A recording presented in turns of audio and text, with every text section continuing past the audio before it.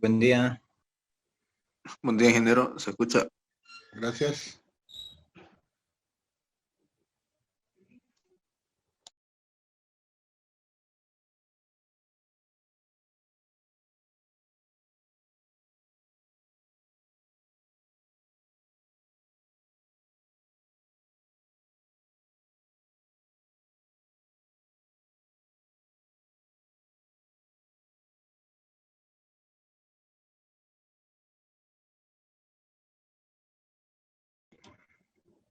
Bueno, creo que no hay más personas esperando en sala, así que yo estaré un poquito, me pasé un minuto, le pido disculpas, me retrasé un minuto porque estaba haciendo una basecita de hechos una base de conocimiento, pero no hay una base de hechos para que podamos hacer una vez más el backward chaining, ¿no?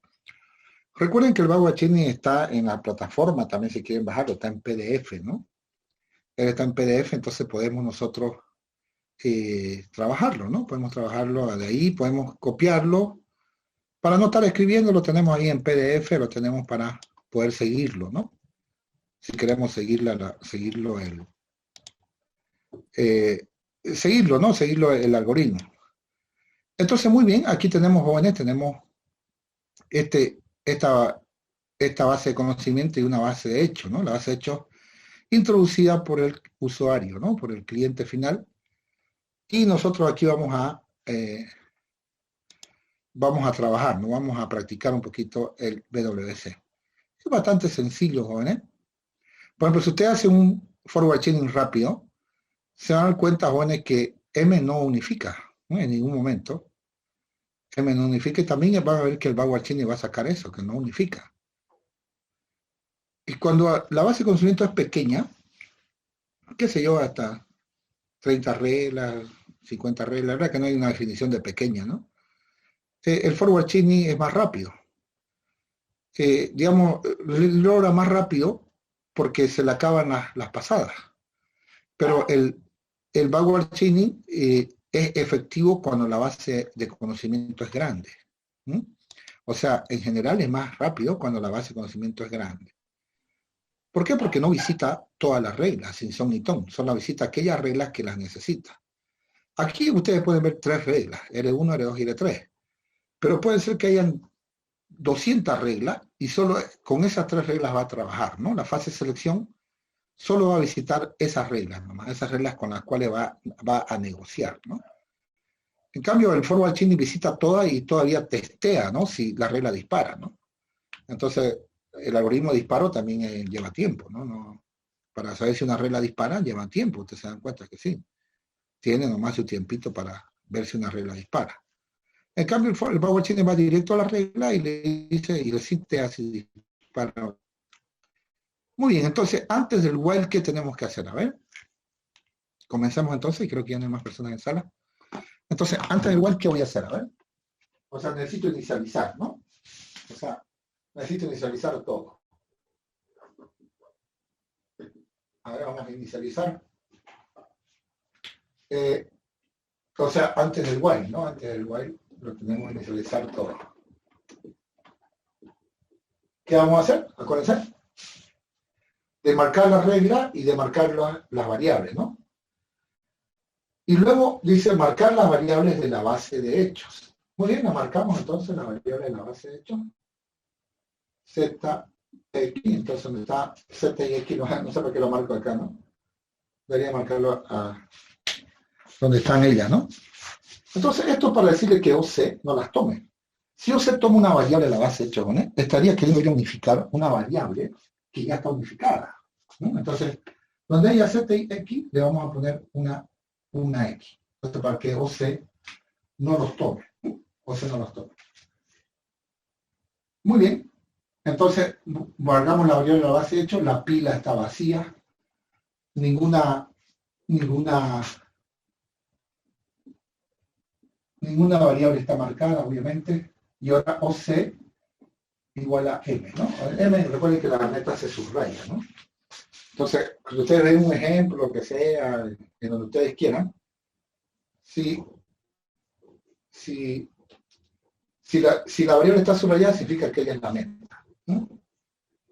Muy bien, entonces vamos al primer ciclo. Vamos al primer ciclo. Y decimos R igual fase selección, ¿no? Buscamos una regla R que sea la fase, llamamos a la fase selección. Busca una regla R que tenga A o C como conclusión.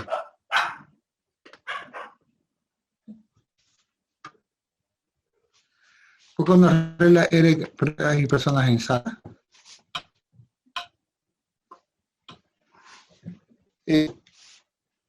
Entonces, aquí buscamos, noten que hay dos reglas que están con M, ¿no? Bueno, pero la fase de selección no es adivina, no sabe cuál regla le conviene. Entonces, la primera que encuentra, hagan de cuenta que ustedes están haciendo una búsqueda y van preguntando, R1 tenés la meta, R2, entonces la primera que encuentran, la primera que está en el índice, ¿no? Es seguro esa la que van a devolver. Tal vez no sea la que más le convenga, digamos, ¿no? La que acorte el camino. Porque uno no es adivino. Entonces, la primera que encuentra es R1. ¿Qué hago si encuentro la regla? La regla existe. ¿Qué pasa si la regla existe? ¿Qué hago? ¿Qué pasa si la regla existe? ¿Joder? ¿Qué es lo que testeo primero?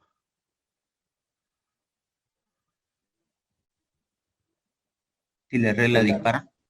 Claro, inmediatamente pido la regla y ya puedes pagarme M. Qué belleza, ¿no? Vamos directo al grano nosotros 50.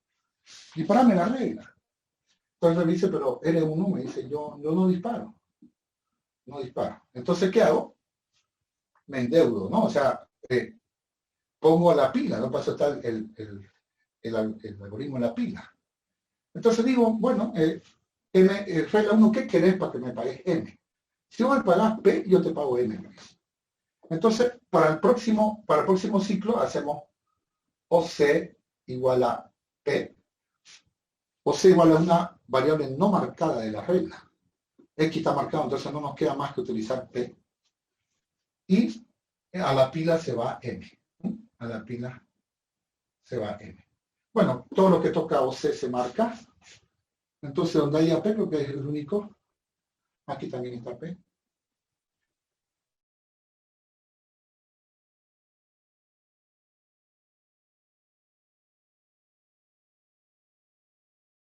Vamos a hacer una regla, déjeme mostrarle cualquier cosita. Y Q igual a B. Y Z mayor que 0. No sé qué poner, me estoy inventando. Y quiero poner W, digamos. W igual a sí, no sé, cualquier cosita. Entonces aquí podemos hacer, digamos, ya se va haciendo un grafo. Entonces tengo W, entonces sería deriva W. ¿Qué más? Q deriva W y Z deriva W. ¿Se entendió? Y ya se va formando un grafo. Ya hacemos la transitividad, o sea, que a Q y a P y a Z también otro lo determina, se crea un grafo. Entonces, siendo formales, el grafo de dependencia se forma por la transitividad, ¿no? De dependencias entre variables. Es decir, este deriva a este y este deriva a este, ¿no? Entonces se va haciendo una transitividad, ¿no? Este deriva a este y este deriva al otro, y así, ¿no? Entonces, sin más preámbulo, hagamos un ejercicio. El grafo se forma entonces porque una deriva a la otra y la otra deriva a la otra. Entonces así teníamos nosotros un grafo de dependencia. Entonces, sin más lío, vamos directo a hablar. Construir un grafo de dependencias. Un grafo de dependencias para la siguiente base de conocimiento. Claro, una base de conocimiento recuerden que es un conjunto de reglas, ¿no? Un vector de reglas, una lista de reglas, una colección, ¿no? De reglas. Muy bien. Entonces aquí tenemos, qué sé yo, R1, déjenme inventarme por favor. Si P es igual a 0 y Z mayor que 100, me estoy inventando, cualquier macana estoy escribiendo. Entonces Q igual a B. Regla 2,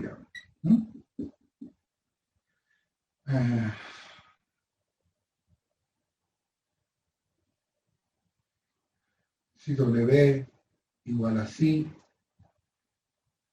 y qué sé yo.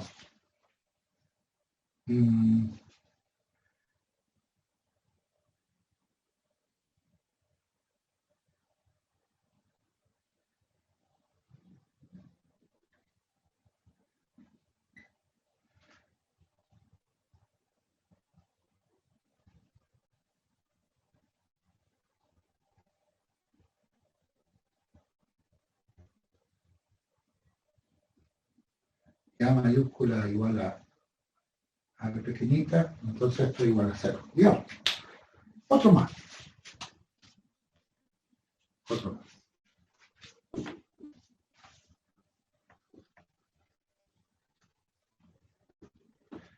Claro, aquí la base de conocimiento es muy pequeña, ¿no? A realizar un grafo de dependencia a pulso, digamos así, en pizarra, digamos, para una base de conocimiento grande es enloquecedor. Por eso es que mejor hacemos un programa que nos haga el grafo.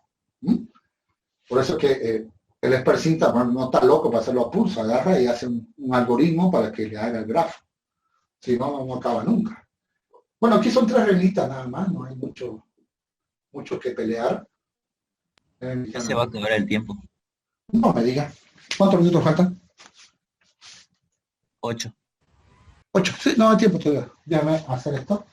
Por favor, no se olviden avisarme cuando falten 2 minutos. A ver, si no, algo me estoy olvidando. Está bien.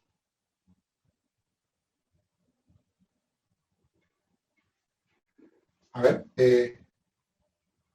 ahí, ¿no? Si A igual a C, entonces Z igual a 200, por decir. Solución, digamos. Entonces, no pretenden hacerlo el grafo. Es decir, el grafo es normal que nosotros lo dibujemos 2 veces. Ahorita le voy a explicar por qué. Porque necesitamos que el grafo esté acomodadito por niveles. Ahorita me van a entender. Muy bien, entonces, el primer dibujo que ustedes hagan, no importa si es un examen o ustedes practicando, algunos como se dice, le aciertan a la primera, digamos, ¿no? Su grafo queda bonito. Pero el primer dibujo normalmente no es, digamos, entonces hay que acomodarlo. Primero, el grafo lo hacemos el grafo y después lo acomodamos bonito.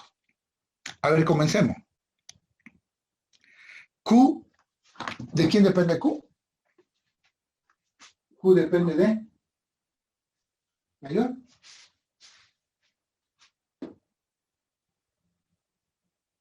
¿Se perdieron? P está en la premisa, entonces Q depende de P y Z, según esta regla. Según esta regla, Q depende de P y Z. ¿Qué más? Ahora, P, ¿de quién depende? De W y A.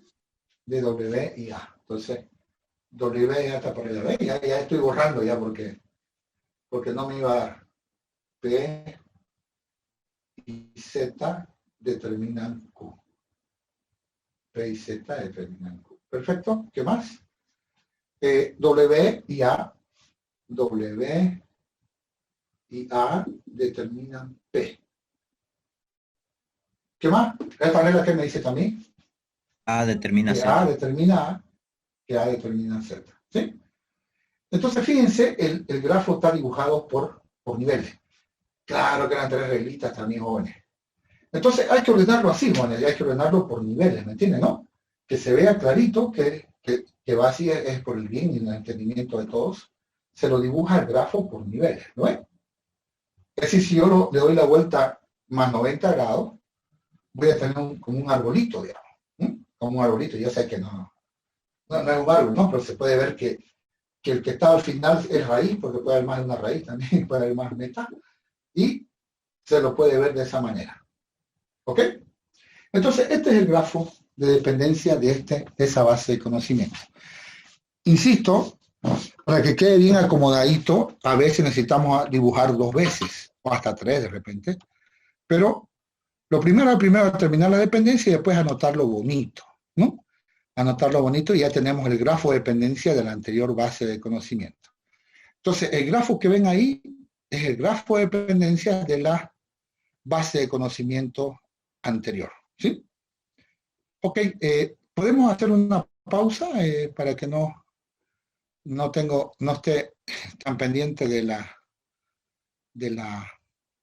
del tiempo, ¿no? Podemos hacer una pequeña pausa. Muy bien. Entonces, hacemos una pausa comercial.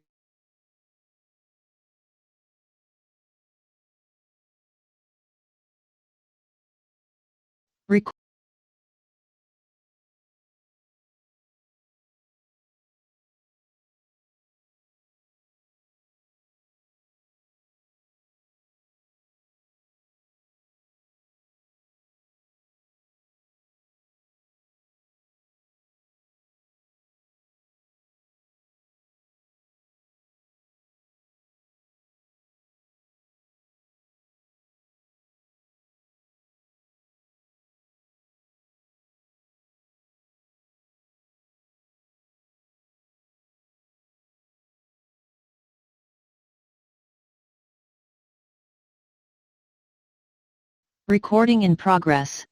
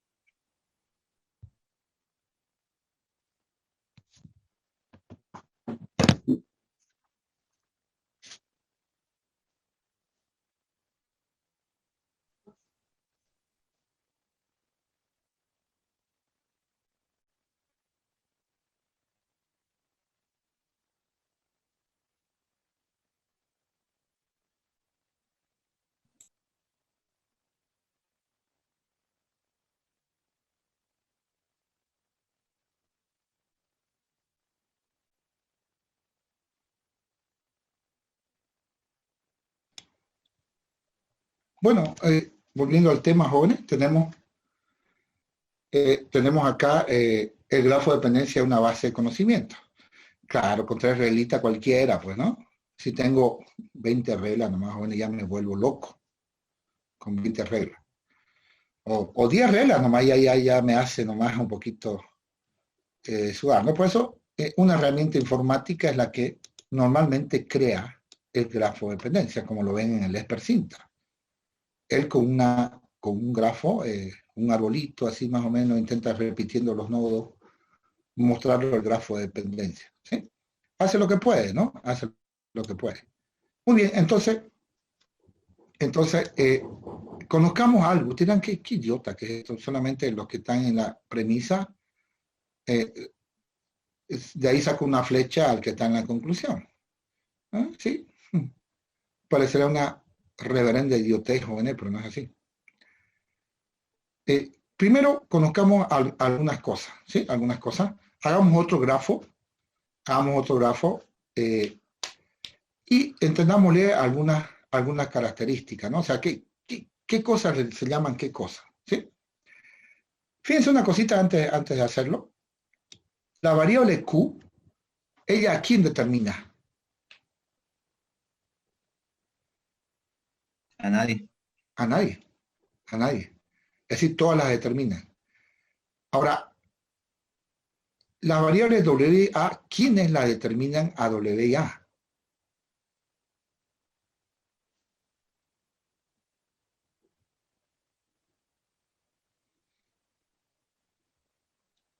Ninguna.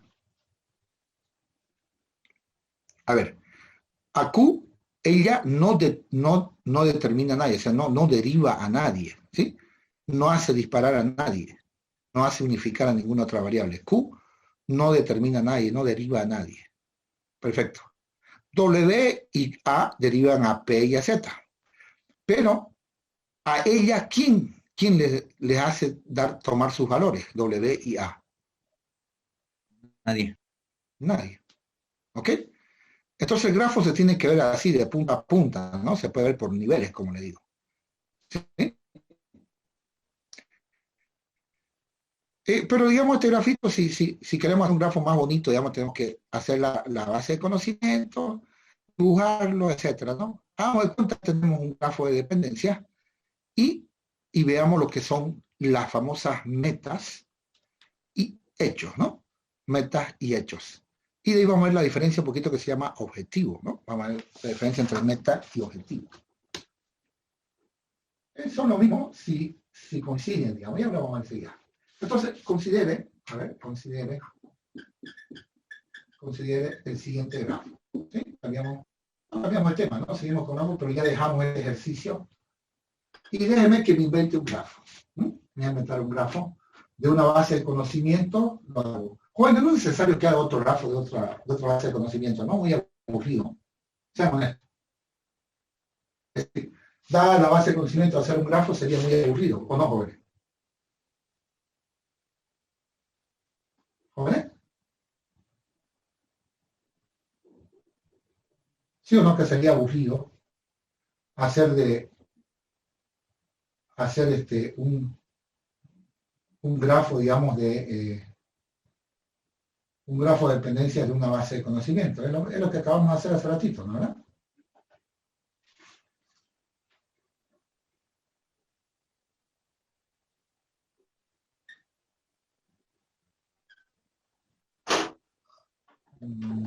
No es necesario tanto.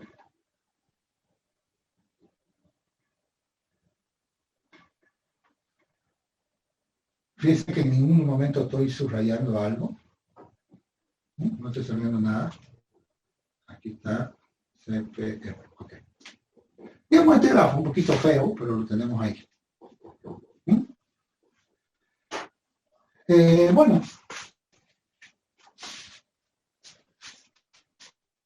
Aquellas variables, aquellas variables que no tienen, aquellas variables que no tienen, no determinan a nadie, ¿no? O sea que no tienen aristas salientes. Aquellas variables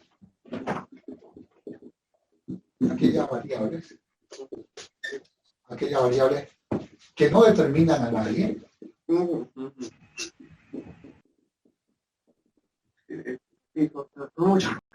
o sea, ¿qué quiere decir? Es decir, no tienen aristas salientes.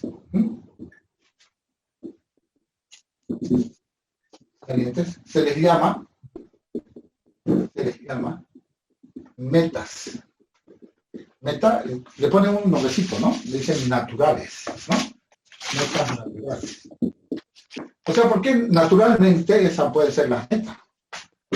Todas quieren llegar hasta ello. Se llaman metas naturales, ¿no? Le voy a poner entre paréntesis porque simplemente algunos literaturas dicen meta, ¿no? Entonces, en este ejemplo, ¿cuáles son las metas naturales? Z y M. ¿Por hablar? Z y M, ¿no? Lo escuché. Entonces, en el grafo anterior,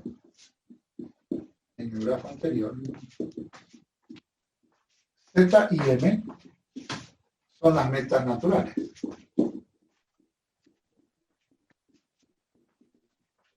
Las metas naturales.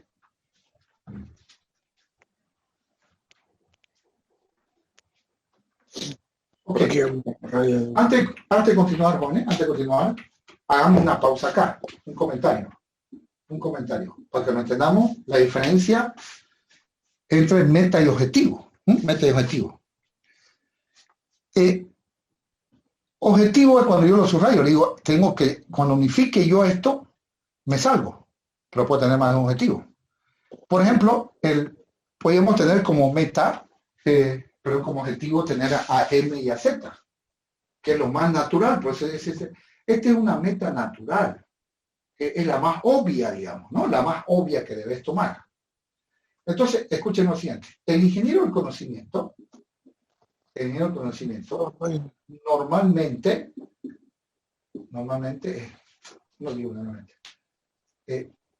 muchas veces,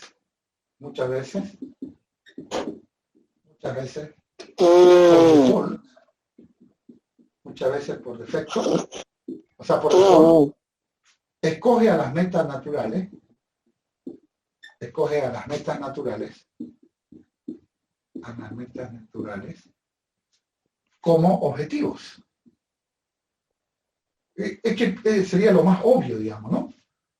Como objetivos. Es decir, ya Z ya la dibujaríamos así, porque la estamos escogiendo como objetivo. Es decir, que cuando el backward chaining o el forward chaining unifique esas metas, se va a su casa, porque están buscando eso. Sin embargo, pone, es algo interesante. El cliente puede escoger sus objetivos, como ustedes vieron en el persista, que nosotros escogimos los objetivos. No necesariamente dice, a veces el consciente dice, no, que él escoja nomás su objetivo. Pero otros son conscientes y dicen, no, le pongo por default, le pongo Z y M. Pero el cliente, o sea, el usuario final, puede escoger los objetivos. El usuario final puede escoger los objetivos. Entonces, no necesariamente las metas son objetivos, digamos, al final. ¿Sí? Entonces, continuando el comentario, continúa aquí, pero el cliente, o sea, ¿ustedes lo entienden esto? Son alumnos de octavo semestre. El usuario final puede escoger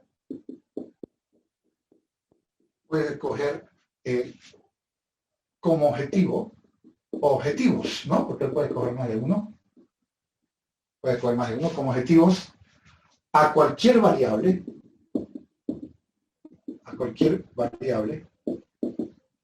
que no sea hecho nativo. Ahorita vamos a ver qué es un hecho nativo, ¿no? Que no sea un hecho nativo. Aunque también hecho directamente, los gringos le dicen facts, ¿no? Hecho nativo. Entonces, el cliente puede escoger, vamos a ver que estos de acá se llaman hechos nativos, o sea, lo que están en el extremo izquierdo, digamos, ¿no? Un buen docente habría comenzado por ahí, por los hechos nativos, pero ya metí la pata. Y sí, así nos reivindicamos explicando qué son los hechos nativos. Entonces, el usuario final dice, no, yo no quiero que sea Z y M mi objetivo. Él dice, puedo escoger, por ejemplo, puede decir que el usuario final puede decir, quiero que sea Q mi objetivo y P mi objetivo. Entonces puede decir, yo quiero que sean estas dos. ¿Se entendió, Jorge? Hola, hola. El usuario puede elegir cualquier variable. Cualquier variable, pero que no sea hecho nativo. O sea, que no sea la que están acá que no esté acá que esté en el extremo izquierdo del grafo. O sea, eso ahorita lo definimos, ¿no? Que fue un error didáctico mío. Debía primero haber enseñado qué es hecho nativo y después explicar metas naturales. Pero no importa, está bien. ¿Se entiende? Entonces, él puede escoger cualquier variable. Normalmente el ingeniero del conocimiento dice, bueno, te pongo M y Z como objetivo, como objetivo por default, digamos, ¿no? Algunos dicen, no, te lo dejo sin objetivos, como hace el Espercinta, no te cojo ningún objetivo. Y vos escogés el objetivo cuando vayas a hacer la diferencia. Como hace el Espercinta. Deja que uno lo escoja antes de hacer la diferencia. Insisto, él puede haber dos maneras, ¿no? Algunos shells le obligan que ponga, por ejemplo, o que tiene la opción, ¿no? De que él declara cuáles son los objetivos. Dice, va a ser M y Z o M directamente. M y Z, objetivos por default, pero el cliente dice, no quiero que sea M y Z. Quiero que sea Q y P. O de repente solo Q o solo P. O puede ser Q y M también, puede ser. O Q y Z también puede ser. Cualquier variable que no sea hecho nativo puede ser escogido como meta. ¿Se entendió? Por eso difieren la palabrita meta y objetivo. Objetivo, entonces, lo que uno quiere unificar, pero ya llegar hasta ahí, ¿no? Uno quiere llegar hasta ahí. Perdón. Estoy muy frío. Uno quiere llegar hasta ahí, digamos, hasta ese lugar. Y las metas o metas naturales son las que son, digamos, en forma natural, en forma obvia, deben ser las metas.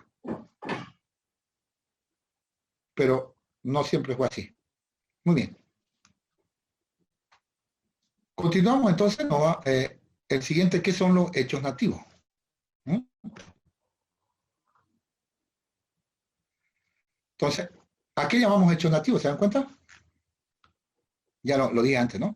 ¿Cómo definirían los hechos nativos?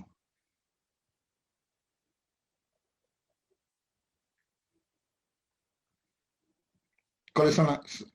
o hechos directamente? Bueno, muchas palabras, la gente dice hechos nomás. O sea, ¿qué será un hecho nativo? A ver cómo definiría.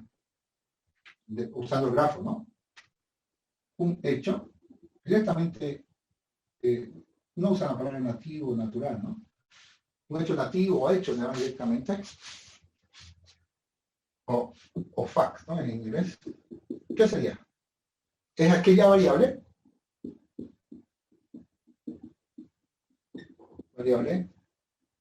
que no es determinada por nadie, que no es determinada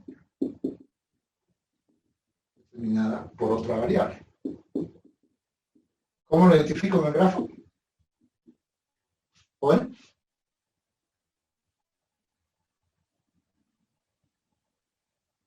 ¿Cómo lo identifico en el grafo cuáles son los hechos nativos?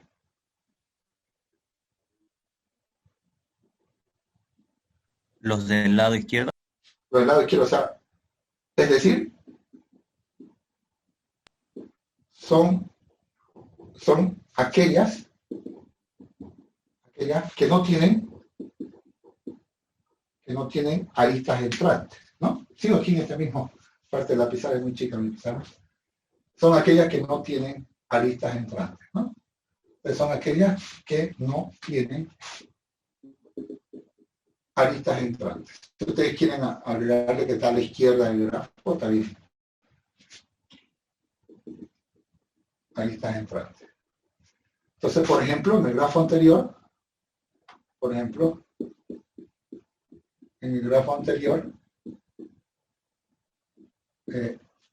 A, B y C son los hechos, ¿no? Esta parte es nativo, ¿no? O hechos nativos o hechos directamente se puede decir. No tengo comentario, no sé qué estoy hablando. Entonces, ahí pueden ver lo que son en el extremo de la izquierda, donde comienza el grafo, se llaman hechos, y en el extremo derecho, donde finaliza el grafo, se llaman metas. Es fácil, ¿no? Fácil. ¿Alguna consultita que tengan? ¿Jóvenes? ¿Todo bien? ¿Todo bien? Ok. Entonces, tenemos ese pequeño detallecito.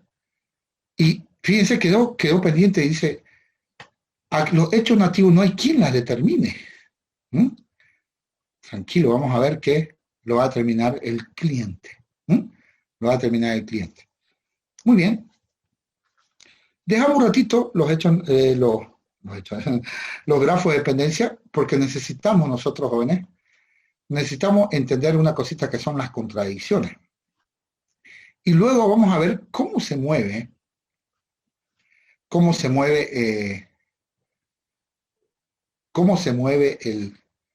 los forward y los backward en el grafo de dependencia, ¿sí?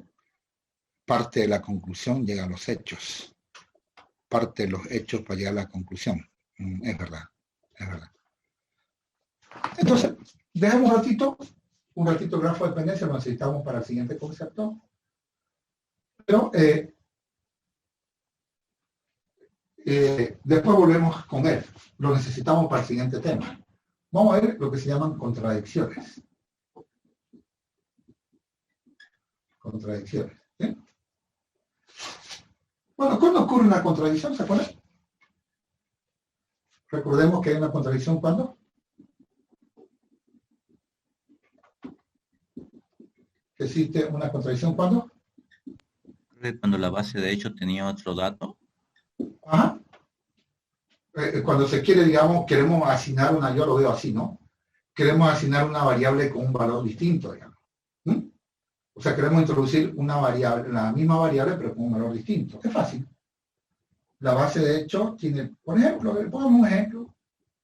qué sé yo, P igual a C, digamos, ¿no? Y una regla me dispara, ¿ah? ¿Qué me puede disparar? Díganme ustedes, ayúdenme en el ejemplo. ¿Qué pongo ahí? P igual a A. Claro, la misma variable P, pero quiere asignarle otro valor, ¿verdad? Entonces hay una contradicción. Claro, si me dispara Q, nada que ver, porque aquí tengo P, Q se entra nomás. El problema es que yo lo veo como esto, esto se va a hacer at, ¿no, verdad? Esto se va a hacer bh.at. Entonces P igual a A, jóvenes, no cabería aquí, porque estoy diciendo P igual a C y P igual a A, simultáneamente, entonces no puede pasar eso. Entonces, cuando vean esto que es la misma variable, pero con diferentes valores, esto decimos que es una contradicción, ¿no? Entonces, el ejemplo vale más que 1000 palabras. Si vemos que es la misma variable y quiere asignársele dos valores diferentes, entonces contradicción, se vuelve. No se maten ahí que con la implicación es que contradicción implicada directamente. Ahora, en ese tiempo, si se quiere darle otro valor, digamos, a una variable que ya está unificada, sé que está unificada porque está en la base de hecho, directamente es contradicción. ¿Sí? Directamente es contradicción. Muy bien. Pero existen, jóvenes, dos tipos de contradicción. Existen dos tipos de contradicciones. La primera es la contradicción. La primera lo mismo que en una tesis, primero enuncio y luego desgloso. Esto se llama contradicción cliente-regla. Recuerden que el cliente es el usuario final. Y la segunda, esta es una contradicción evitable. Una contradicción evitable. Y la número 2 es la peor de todas. Contradicción, esta es una contradicción regla-regla. Regla-regla. Y esto genera, lo vamos a ver, esto es no evitable. No evitable. Y esto genera una base de conocimiento inconsistente. Le vamos a hablar un poquito, porque está en la programación lógica también esta palabra inconsistente. ¿No? Una base de conocimiento mentirosa, digamos. ¿No? Ya lo vamos a ver, paciencia. Entonces tenemos esos dos tipos de contradicciones. Una contradicción cliente-regla y que es evitable, y vamos a ver por qué, y vamos a hablar de los hechos nativos, y una contradicción regla-regla. Muy bien, veamos la primera contradicción, la contradicción cliente-regla.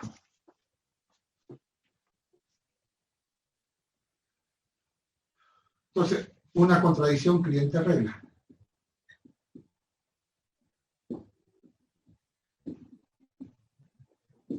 Bueno, ¿esto qué significa? Que durante la inferencia, sabemos si una regla dispara obviamente mediante un algoritmo, o sea, forward chaining o backward chaining. Entonces, el disparo de una regla,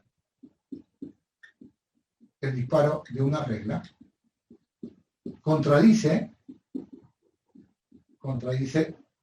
el hecho introducido por el cliente.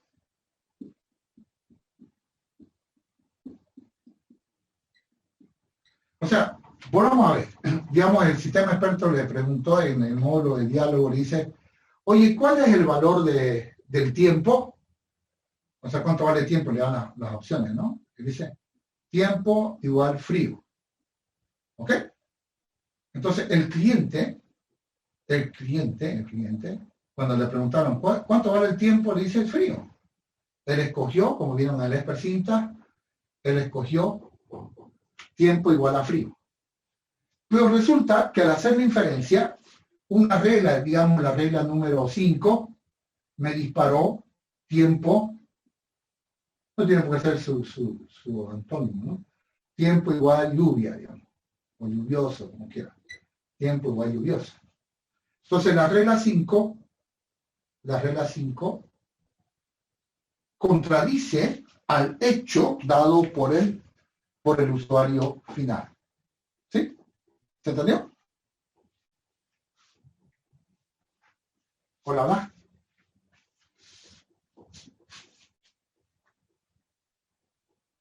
Recuerden, jóvenes, que hasta el momento hemos visto que antes de hacer el forward chaining o el backward chaining, el cliente tiene que darle valores a los hechos, ¿no? Entonces le preguntaron, ¿cómo lo ves el tiempo? Y le dan las opciones, ¿no? Frío, lluvioso, templado, no sé qué más bacana. Y él escogió lluvioso. Él escogió frío, disculpe. Pero una regla, cuando hacemos la diferencia, entonces, cuando hicimos la diferencia, vemos que él, en una regla, contradijo al cliente. Dice, no, porque hay otros hechos acá. Según los hechos que pusiste, tengo tiempo igual lluvioso. Entonces, fíjense, es bastante simple. Es bastante simple encontrar una contradicción cliente-regla. Es bastante sencillo encontrar una contradicción cliente-regla. Al momento, como el profesor ha explicado cómo trabaja un sistema experto, por el momento yo lo veo que es muy sencillo. Vamos a hacer un ejemplito y se dan cuenta por qué es tan sencillo, ¿sí? Por ejemplo, miren. Por ejemplo, ¿no? Yo tengo esta base de conocimiento. Déjenme inventarme. Déjenme paciencia, lo tengo que terminar este ejemplo. Siempre mayor que 0. Entonces, Q igual a B.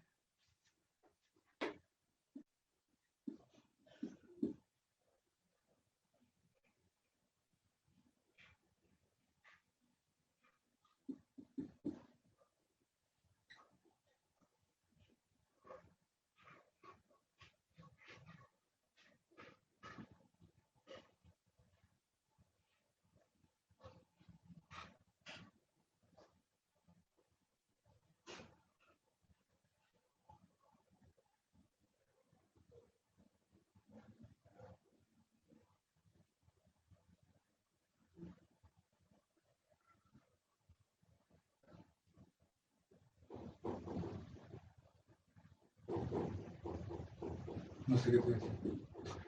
Q igual a B. Q igual a B.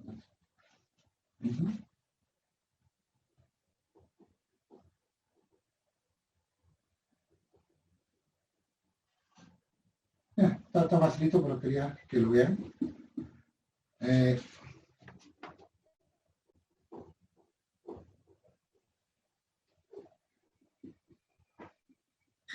Si es igual a A, digamos, cualquier cosa, por eliminar nomás. Entonces, P igual a B. Por ejemplo, si queremos hallar una contradicción, muy sencillo. Entonces, solución. No, por ejemplo, ¿no? No es un ejercicio. Entonces, el cliente podría introducir una base de hechos así, miren. Él dice, el cliente diría base de hechos, qué sé yo, Z igual a 1. Fácil. Claro, sabe que con Q igual a B, él es su maldad, ¿no? Con Q igual a B, la intención de este tipo poniendo Q igual a B es hacer que la regla 2 dispare. Y pone Z igual a 1 para encontrar la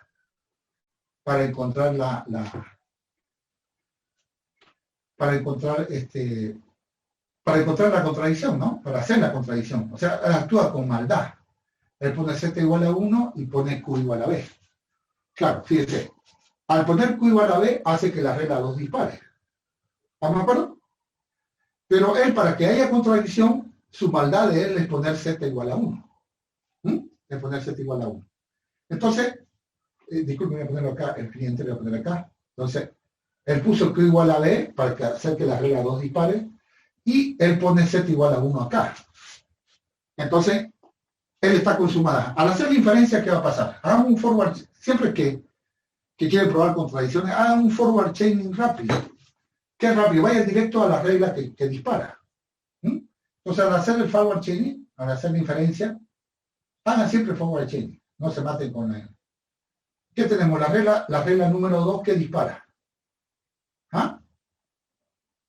Dispara z igual a 0. ¿Y qué contradice?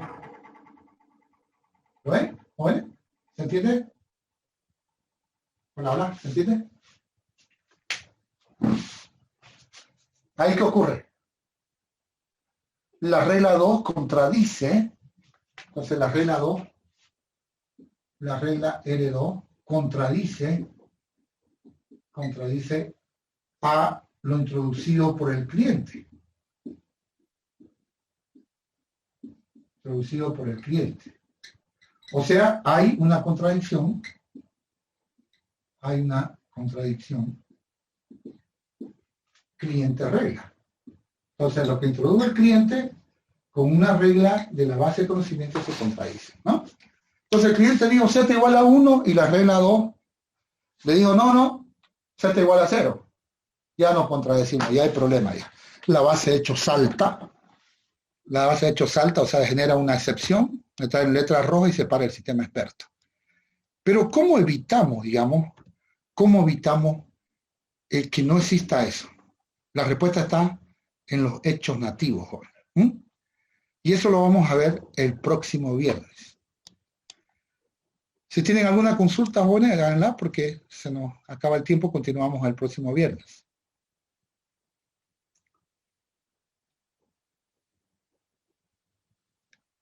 ¿No hay consultas? Bueno, jóvenes, los espero el próximo viernes a las 10 de la mañana para seguir con el apasionante tema de los sistemas expertos. Pasen buenas tardes, pasen buen día.